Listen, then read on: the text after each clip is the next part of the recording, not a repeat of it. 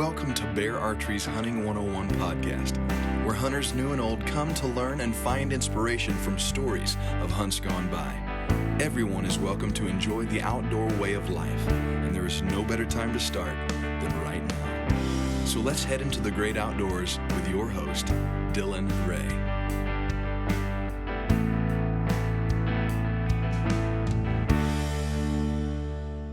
Welcome to Bear Archery's Hunting 101 podcast, as always, presented by our great friends over at ScentLok. Got to spend a lot of my time last week at ATA in the ScentLok booth, and I'm excited. Not necessarily new products, but new fit to a lot of their older products, and so I'm really excited about the new fit on a lot of their products. But guys, what really sets ScentLok apart is their carbon technology for maximum odor absorption. Go check out our friends over at ScentLok. They are phenomenal. I have a special guest. I've got Nathan Krick from Identical Draw. Nathan, how are you, man? Hey, I'm doing great. How are you doing? You know, I'm pretty good. In the middle of show season, and me and you were just talking kind of about the craziness that's going on right now with show season. And I got to apologize. We made an announcement last week that you could tune in today and hear the full rundown of all the new Trophy Ridge accessories that we recorded with the Trophy Ridge engineers at ATA. There was a technical difficulty on that episode, and so that episode had to just kind of be scratched. We will come back to it, and so look out for the next couple weeks, and we will still give you the full rundown on the Trophy Ridge accessories, which me and Nathan will talk about them briefly. But those guys really went on the ins and outs of the build and the technology that went into them and all that good stuff. So make sure and stay tuned in, because we will come back to that episode, just not as soon as I wanted it to be. Nathan, give us a quick introduction to yourself. I know you've been on the show before. Give us a quick introduction to Identical Draw and kind of how you guys got to where you are. Yeah, so I am the co-owner of Identical Draw, along with my twin identical brother, Thomas. And we've been at this. We're going to be coming up on our 6th year in March. But yeah, so we do a bunch of outdoor content. We are primarily bow hunters. We will occasionally pick up the shotgun and go after a turkey or pheasant. But yeah, we are big time bow hunters. We have family property in Kansas that we whitetail hunt. It's 80 acres. So that takes a lot of our time. We focus on a lot of management down there, just making the wildlife better. And that's a big part of our YouTube channel. We have a Kansas City land series. And so, yeah, whitetail hunt a ton during the fall, work with awesome companies like Bear and Trophy Ridge to help them produce some awesome content. And yeah, it's just grown over the last few years, working with more folks and going on some awesome hunts here and there. And yeah. Now your show is actually on Bear Archery's YouTube, correct? Yep, it's we have our own Identical Draw YouTube, but then we have a lot of episodes out on the Bear Archery and Trophy Ridge YouTubes as well. So that's a good place to find us also. Guys, I just want to encourage, like, if you haven't checked out Identical Draw on social media or on YouTube, their content is top level, like top notch, incredible quality. And I don't say this any negative way. Like, I don't even care how good of a hunter they are. Like, yeah, their content is phenomenal. Yeah. Now you add them being good hunters and putting deer on the ground as well, but outside of that, like, they're worth it just because of their content and their quality of content. It's phenomenal. So really, really good job. I mean, they do lay down some giants, which we're going to do a season recap here in a minute. And I'm super excited to recap your season, because you guys did put some great deer on the ground. But beyond that, the quality of the content that Identical Draw puts out is second to none. So really, I would go check them out. Speaking of that, let's dive into season recap. Yeah. You guys had a pretty successful season. I don't like that you're identical, because then I'm like, okay, which one is that killed that deer? Right. No, walk me through your seasons. You guys had a pretty good one. Mm-hmm. Yeah. So we really had a like, to be honest, our September was just tough. And it wasn't from a lack of trying. I mean, I bet we put in 20 days in September chasing public land mule deer in Nebraska. And man, we just could not. Well, we made a mistake, but looking back on it, it wasn't a mistake, because we've hunted opening week in Nebraska before for muleys out west. And I mean, we've had incredible hunts, but this year, man, I don't know if the word got out or what, but the pressure opening week in Nebraska for mule deer archery was absolutely insane.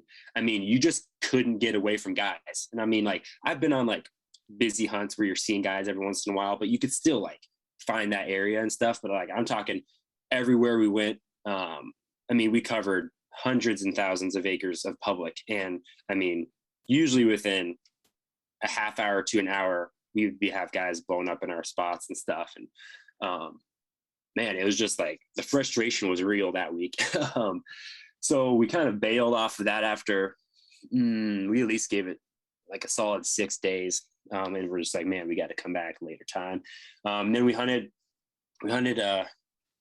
again on some different property, more in like the middle of September. And we got definitely away from the people a little bit more, but just finding the deer. That was actually a permission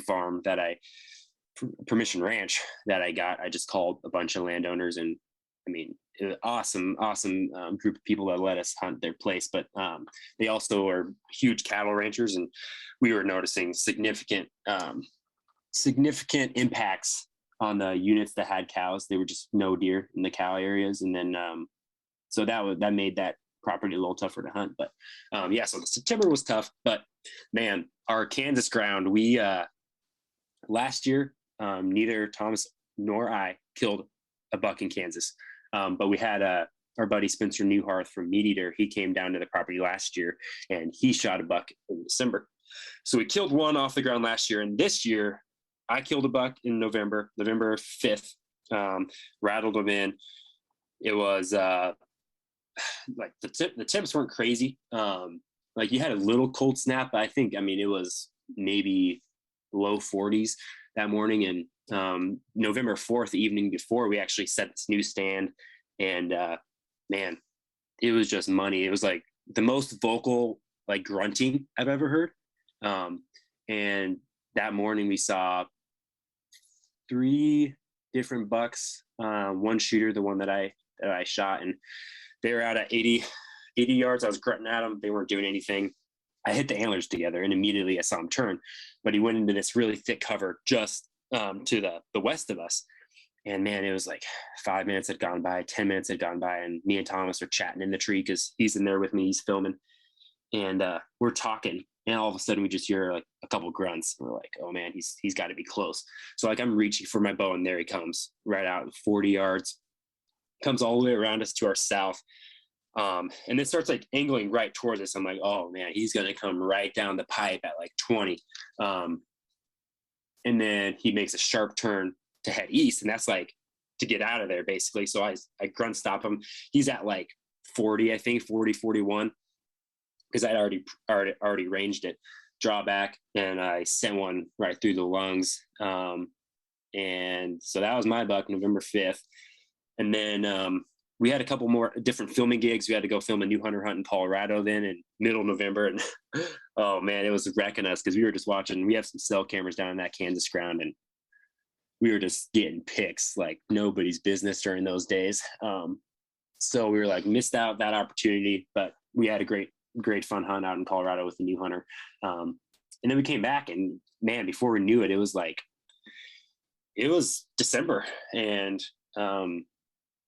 our Kansas property, man, it's only 80 acres, but it is incredible bedding, incredible timber, just great cover. And we've worked the last few years with our timber management, opening up some of that area and getting some sunlight there. So it just makes incredible bedding habitat. And late December, we also just get a whole new batch of bucks because we have 3 acres of food, acre and a half of beans, acre and a half of corn, and we leave that standing, don't harvest it. And that, man, it just attracts the deer like crazy.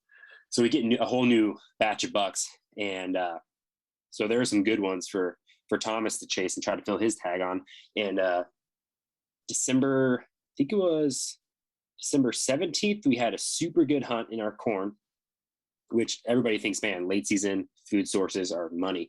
And that's the truth. But when it's like 50 degrees out, it makes it less attractive.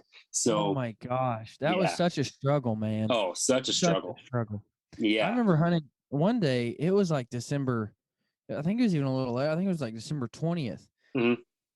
And I think I'm a little further south in Kansas than you are, but my daughter was like, Dad, I really want to go hunting. And I'm like, it's 70 degrees. Yeah. Like in December.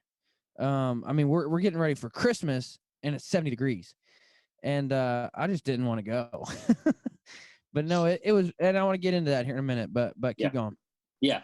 So basically, after that, we were like, okay, there were like a 2 or 3 days in the last like 2 weeks of season that we were looking at. We were like, okay, that's a cold snap. Actually, like gets into the 20s. Like we're gonna hunt those days. And the 17th was like starting to get chilly, and the 18th of December was like our cold day. And I was like, okay, it's gonna happen. It's gonna be this morning. We got a good north wind, and we actually hunted a spot that we had no blind. We had no tree stand. We were like, all right, we know it's good. We know it's a super good bedding with some travel, like some good paths in there.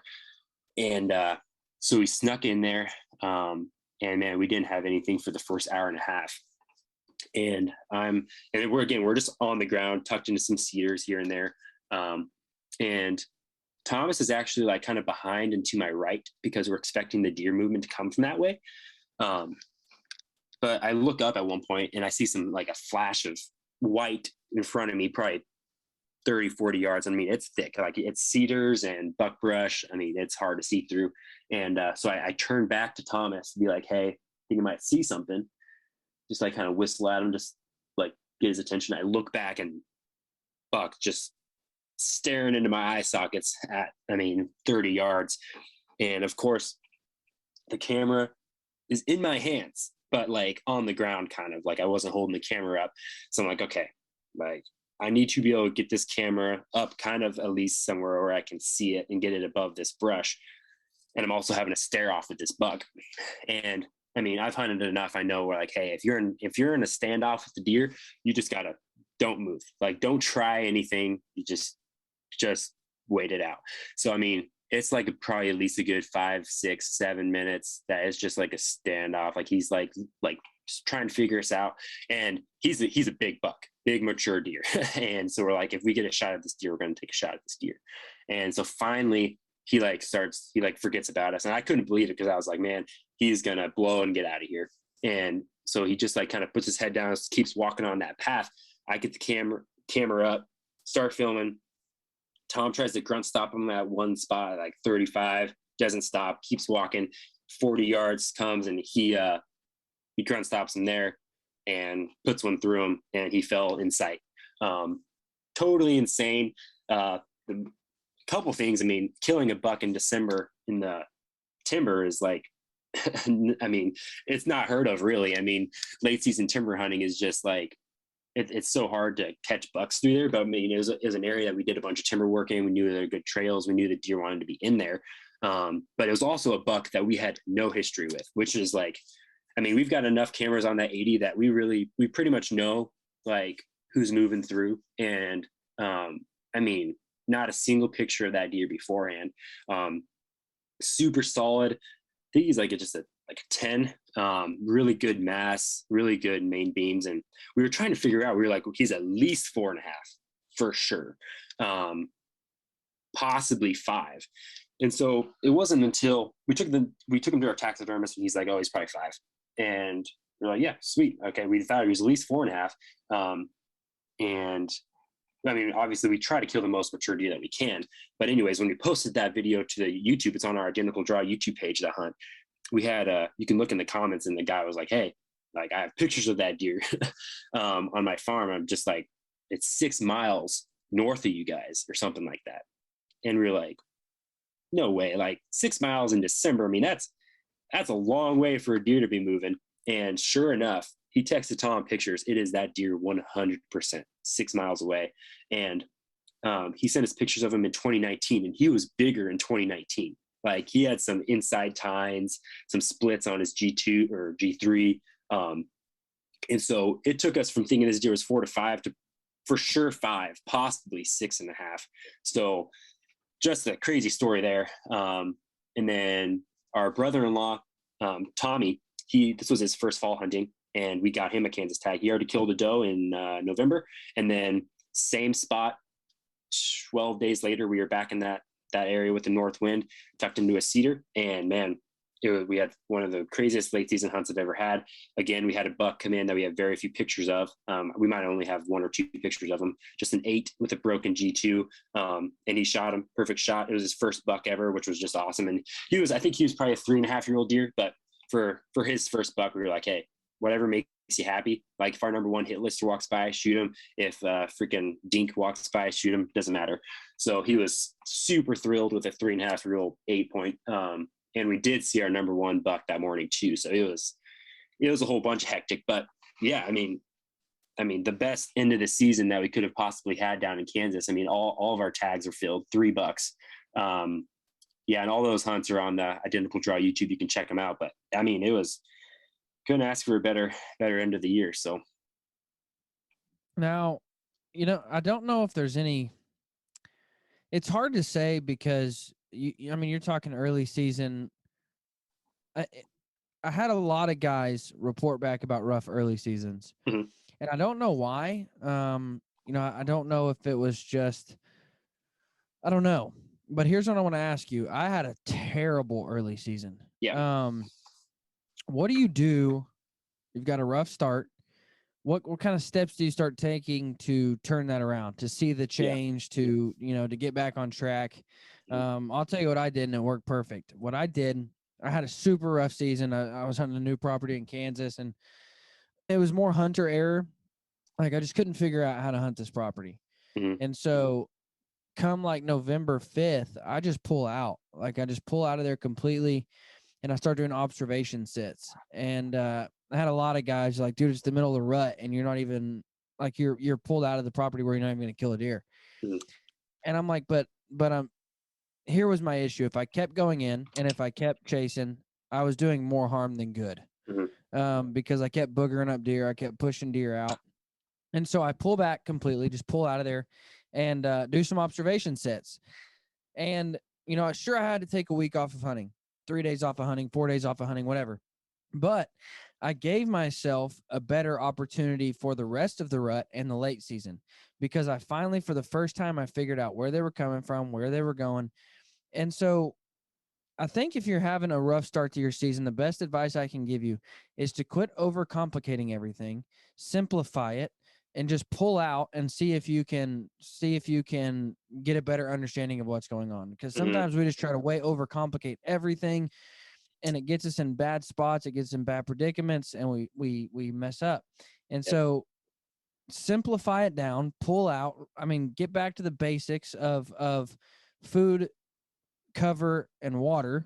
Mm-hmm. And in the rut, sex. Simplify all those things down, and then go back in with a new plan of attack. Right. You might have to give a couple of days of hunting, but it's going to make the rest of your season more productive. So what did you guys do? What kind of steps did you guys take to kind of, rewrite that season, turn that season around? Right. So I'll kind of split it into 2 things. Like on the public side of things, Thompson and I realized the only thing that is keeping us from killing deer is the pressure. That's it. It's the people. So we were like, okay, we need to eliminate that. And we're not going to eliminate that in the first 10 days of the season. So we were like, let's get out of here. Kind of like you, just like back off. Like, it doesn't matter. It's not going to help you being there. Just back off. And that was the craziest thing this year. Like usually we hunt during the weeks and it's busier because people are working. But this year was like the first year I was like, man, it was Tuesday, Wednesday, Thursday, and it was just packed. So we were like, okay, the only thing that's hurting us is the pressure. So we just backed off. And again, we went later September and we went into October, and we were like, the deer are here. Like we knew they were going to be here. Just like the one factor that kept us from being successful was the people. And once we got rid of that, it was great.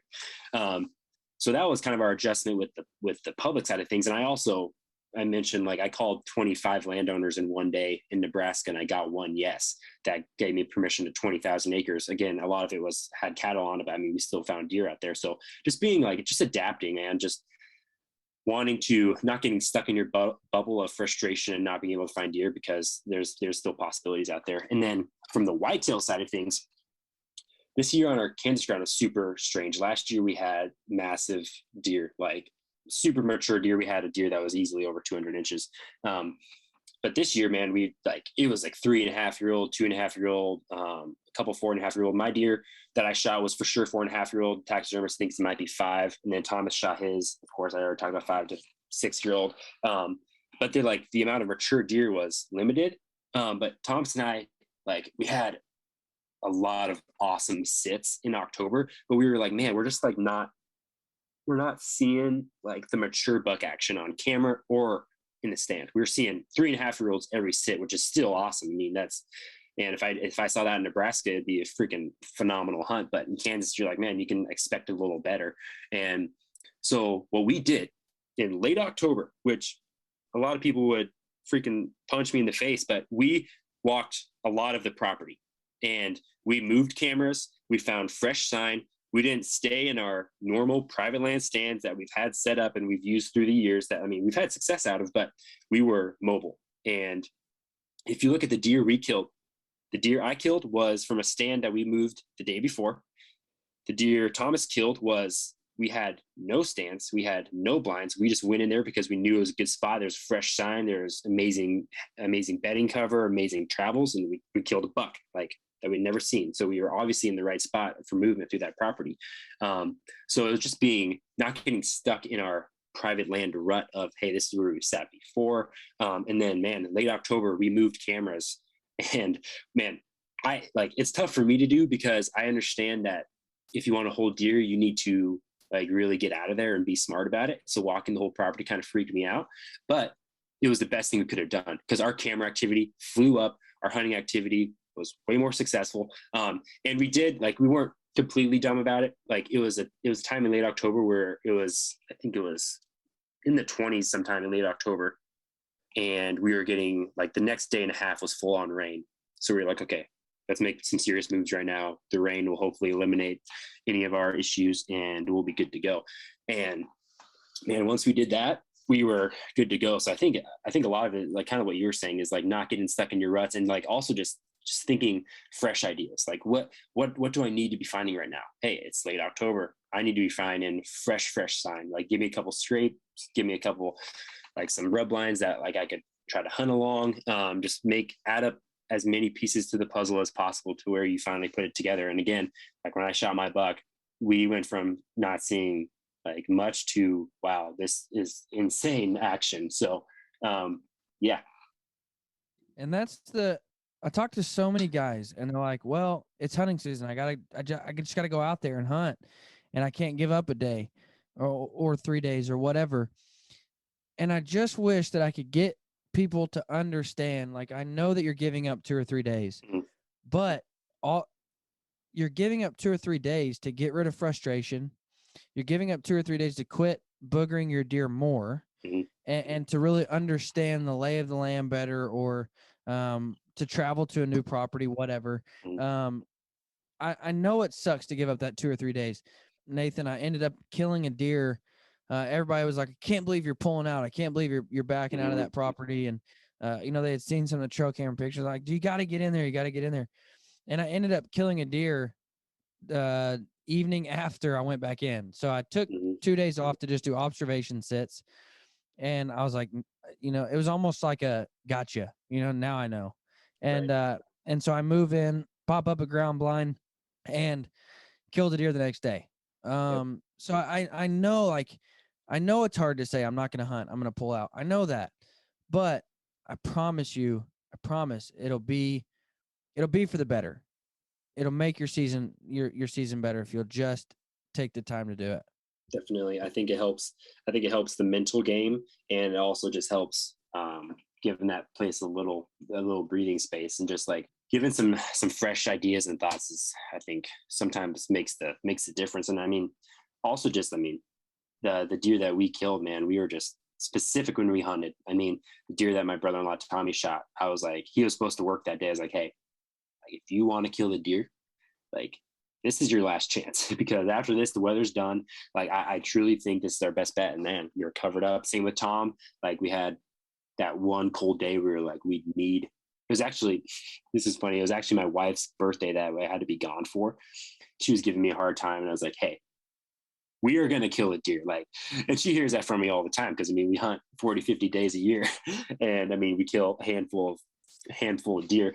And so she's always hearing that from me. And she's like, yeah, sure, you're going to kill a deer. And I was like, no, this day is good. Just like being smart about the days you hunt as well. I mean, you can hunt a lot fewer days and be successful than just like going in and just constantly being there. So now, real quick, before we move on, I got to share something with you guys that truly has not changed the way I hunt, but changed the way I prepare for hunts. And that's seasonreport.com. I have spent I spent $10 on a lot of stupid stuff. I'll just go ahead and tell you that. But Season Report for just $10 will change the way you plan your hunts. Go to seasonreport.com. You can use code hunting101 and it's going to make that entire platform just $10. But what Season Report is you can save each county that you hunt in across the state and pull up all the season dates, bag limits, restrictions, orange laws. Everything that you need is right there on one easy to use, easy to understand platform. And it changes the way that you hunt. It also gives you a calendar view so you can see every date and where they overlap with muzzleloader seasons or rifle seasons. You can see all of that stuff on one platform, and you don't have to go through 3 or 4 different state agency websites and try to get through those clunky, hard to understand websites. Go to seasonreport.com. It'll put it all in one place for you. And again, you can save those counties. So if I'm hunting in Oklahoma and I need to look something up real quick, I don't have to try to go through Oklahoma's website. I can pop that open. The county's already saved. I can see all the laws, restrictions, bag limits, everything right there. Guys, go check out seasonreport.com. Use code hunting101, and it's going to make that just $10 for the entire year. Thomas, walk me through your 2022 setup. What are you going to be shooting for 2022? 2022, I'm going to be with the Refine EKO, which I've been shooting. Shot my buck with this fall, and then I've been shooting the Trophy Ridge React Trio Pro for the last few years, and man, I just can't leave that sight. Like, it is like really one of my faves. And I just love I love a 3-pin because it's not a single, and it's not like you're not staring at a bunch of them. And it's super like maneuverable with the range and stuff. So that's that. And I've got the Hitman stabilizer. I got a dual mount, and then Sync MD, drop away rest, Hex Light Quiver. So I've got the whole Bear Trophy Ridge setup. And then Thomas has been running the digital React. He actually has shot both the trio and the single pin. He shot his December buck on the 18th with the trio, which was freaking sweet. He getting a kill down with that sight. And man, I know we want to probably get into that, but setting up that thing was absolutely awesome with putting in that arrow speed and stuff like that. But yeah, that's my setup. He's also, I think Thomas is also shooting the Refine EKO as well. So yep. Now, given that, because I'm a Trophy Ridge React Trio guy as well, and got to play a little bit with the digital. Do you think you'll try to make that switch? Yeah. Oh, I'm totally open to it. Like, I'll shoot either of them. But man, the nicest part about that, which, I mean, if somebody listening to this hasn't watched the video we put together on the Trophy Ridge YouTube we did this time comparison between a Spot Hog sight and the digital React single pin. Both sites were single pins, and me and Tom, we had neither of us had sighted in either one of them. So we were just like, all right, let's see how long it takes for each of them to get sighted in. And it took me, I think, just around 25 minutes to sight in the Spot Hog. I think it's the Fast Eddie or something. And and get it all dialed in. And then Thomas sighted in the digital React single pin from Trophy Ridge, and he did it in like 8 or 9 minutes, and he shot like 6 or 7 arrows only, and it was totally dialed. So doing that is insane. On that digital React, if people don't know about it, you can basically enter your arrow speed. You sight in 20 yards, and then you enter your arrow speed, and then boom, like you're dialed in, like it's good to go, which is freaking insane how fast you can get that dialed in. And I mean, the Thomas hunted with a ton. I mean, the battery life is insane. So that's not anything you got to worry about. And so I would totally make the transfer there. And I mean, not using sight tape is freaking sweet. Not having to worry about that's falling off or losing it or needing to get new sight tape or anything like that. And I mean, it's freaking sweet. They send, Trophy Ridge does send sight tape that you can set up on it after you get it all sighted in, just in case that there was a malfunction with the battery or something, or but yeah, I mean, just for insurance reasons. But man, that React is awesome. Now, my favorite part about the site, what's the word I'm looking for? Like the big picture of how Trophy Ridge is going to, how they made that site, and how there were some functionalities on like the not even on the digital side of things, but on the site that I liked way better than what they'd already been doing. Mm-hmm. And they said, well, don't worry, because that's going to go over to the regular React as well. And I got really excited about that. I love the way, I love the wheel on that site. Very smooth. And again, we dive into all of these things really in depth with the Trophy Ridge guys. And I'm excited for you to hear all that that goes into that. But some of those things that I really liked about the site, and I was like, holy cow, this is phenomenal. Like, yep, it's going over to the regular React. And I'm like, oh, great. And then they're like, and then I'm like, well, man, I really like this part. And like, yeah, that's going over to the regular Trio as well. I've used the Trio now for the better part of 5 years probably. And I've just fallen in love with it. And now you take it and put it on a digital platform. It just seems like it's a no-brainer. And if you don't want digital, I understand. That's kind of taking a big leap for some guys. If you don't want the digital, that's what made me most excited, was they're going to take the parts of the digital that are just game changers and put them on the regular Trio as well. So, I mean, really just a great showing from Trophy Ridge this year at ATA, and they were the talk of the town at ATA, and pretty much everybody was swarming around the ATA or the Trophy Ridge products at ATA. You got the new VersaLite Quiver, which is just phenomenal. I'm a huge fan of the Hex Light. You take that quiver and it gets it even closer to the riser. You can even mount it to the riser, and it gets even closer to the riser. It's lighter. You got more functionality in it than even the Hex Light, and it's just mind-blowing how Trophy Ridge does that. And then you've got the shock stop stabilizer, and I saw everybody, they did this little test. And have you messed with that stabilizer at all? I have not. They did this little test, and what they were doing is they were having guys hold a bow and hit it, on the limbs or at the top of the riser, and they would just say, tell me until it quits vibrating. And they would, somebody would say, okay, it stopped. And they would screw that stabilizer on, and it wouldn't vibrate at all. And it was funny. Aaron from the Hunting Public, they were doing it to him, and he just said, you really need to teach your guys in your shops to do this. And they're like, what do you mean? He's like, well, so if I walked into a shop and you were to do that, I just bought that stabilizer. Yeah. Just a really good stabilizer. Really sleek looking, really clean looking. So I'm excited about really all that Trophy Ridge is coming out with, but really the digital stole the show for sure.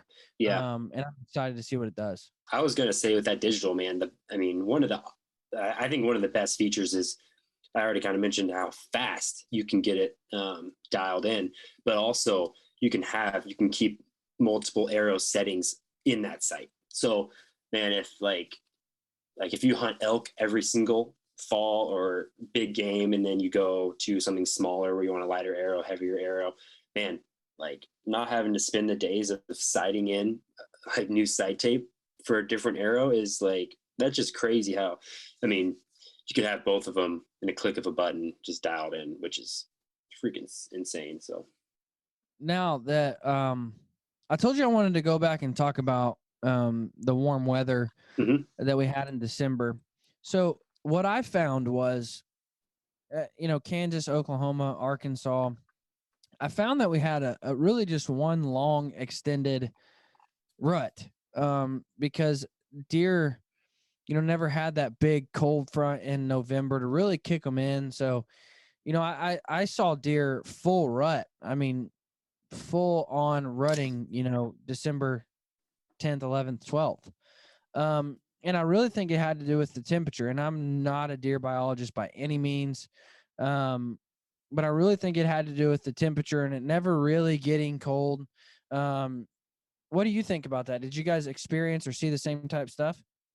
yeah, I thought like I was actually really surprised. I thought we had in Kansas in our area, we had one of like the best ruts in the last like 3 years we've hunted.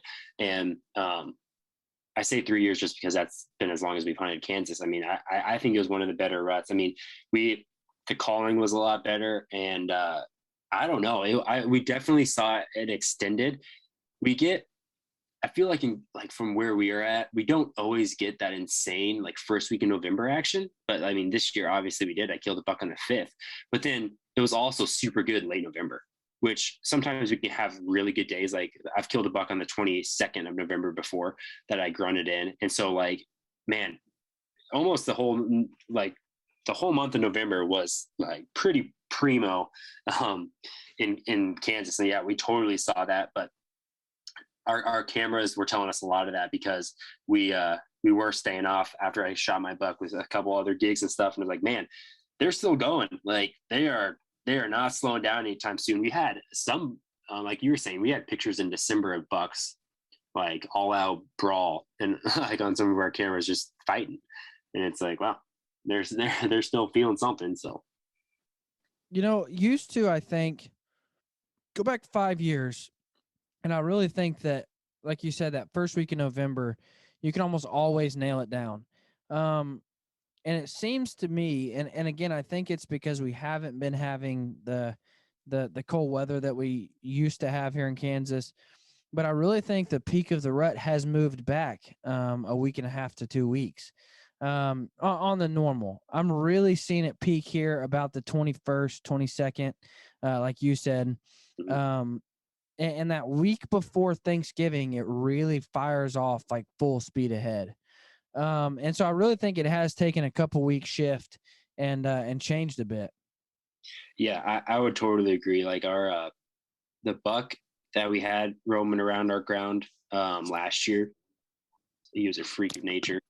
I called the landowner that shot him, and he was like, "Yeah, dude, he shot him. I think on the 28th of November, and he got a shot at him because there were 2 bucks sparring in the field in front of him, and then that dude came running in.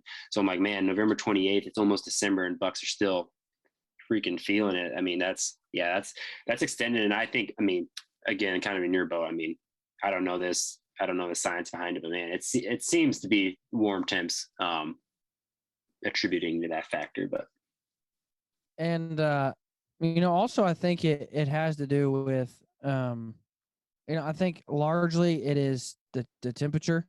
But I don't know, man.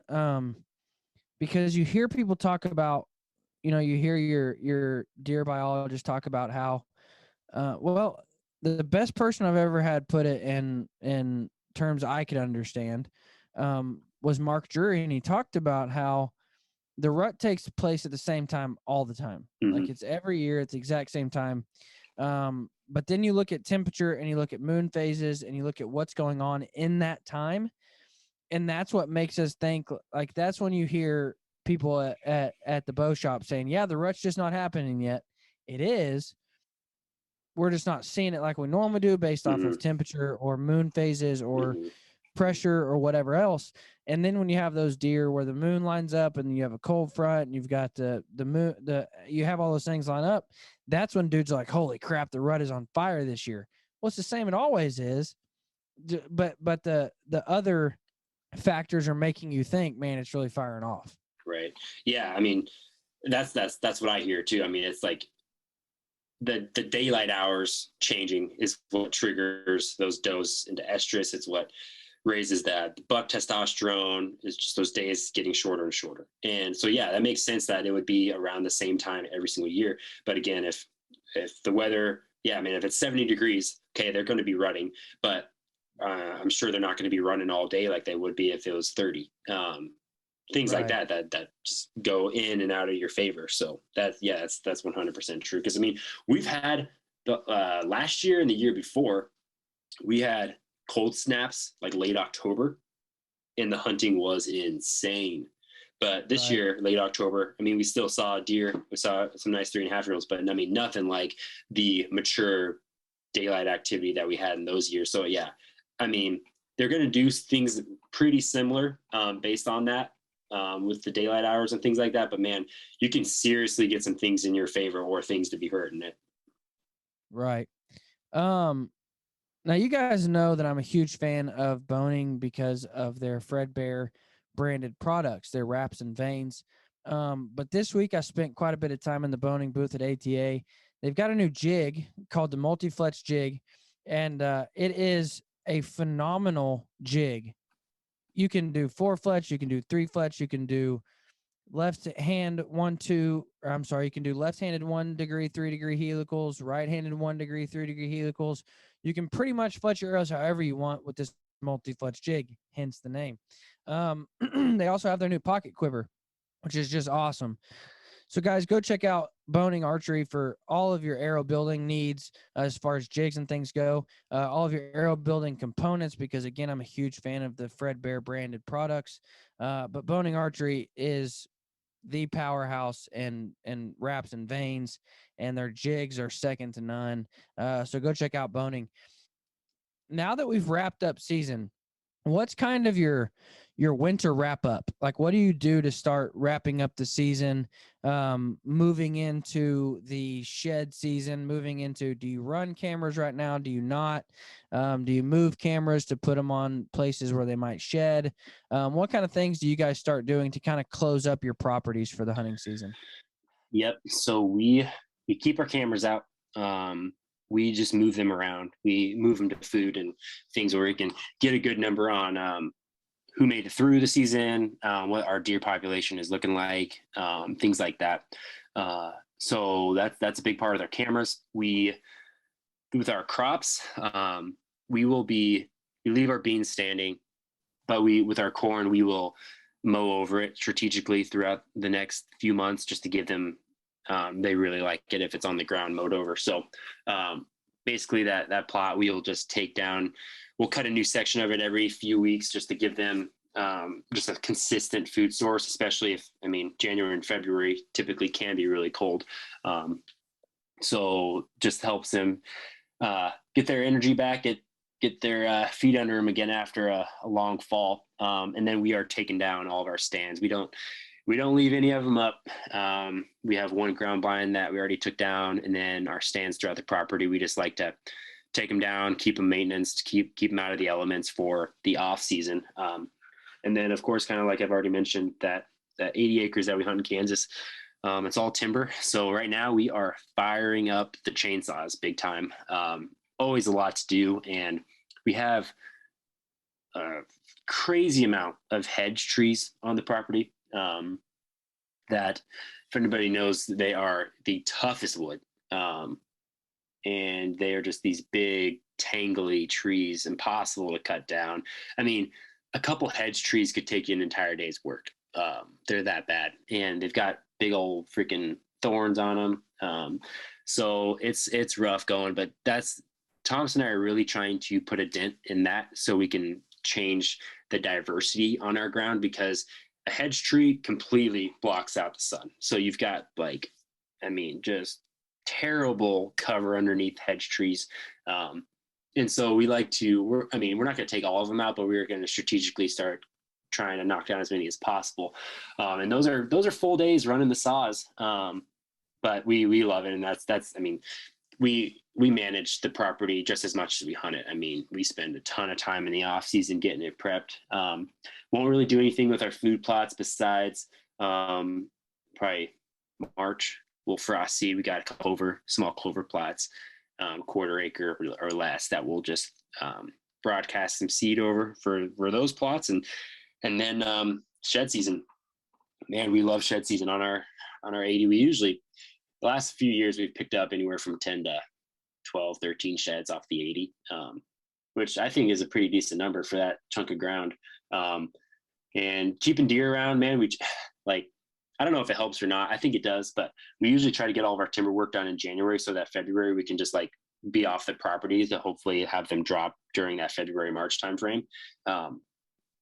And so, yeah, we love walking that place for sheds. And yeah, that's basically the off season stuff. I mean, man, shed season, turkey season is going to be before know it. And we've been seeing turkey numbers starting to rebound in that area. They were really, really low for the first few years that we owned this place, and then last year was our pretty crazy spring that we got into some bigger groups down there, which was super awesome to see, and hoping some of our management is hoping that opening up some of that cover. And then predator management, I mean, the raccoon numbers down there are absurd. So trying to get into trapping those puppies, but we're new to the trapping scene, but trying to eliminate as many of those as possible too. So that's the January and February.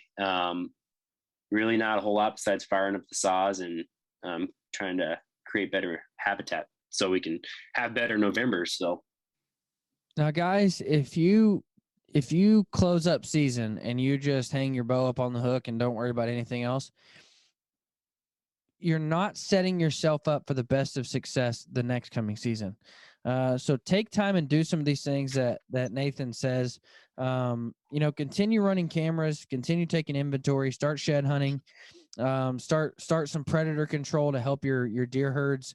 Do some of these things to help yourself out for the next upcoming season.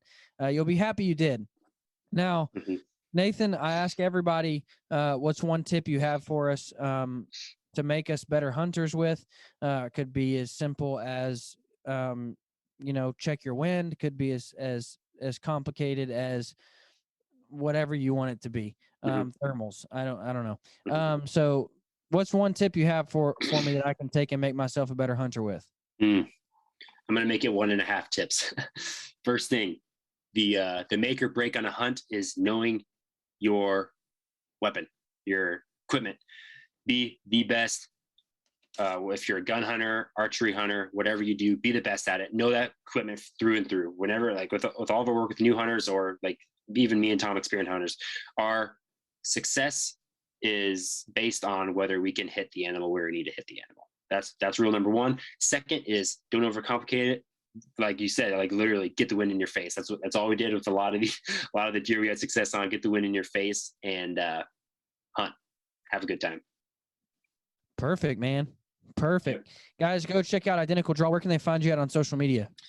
Instagram, Facebook, they're just at Identical Draw. And then YouTube, Identical Draw. We are on TikTok, although all of our content gets banned literally all the time.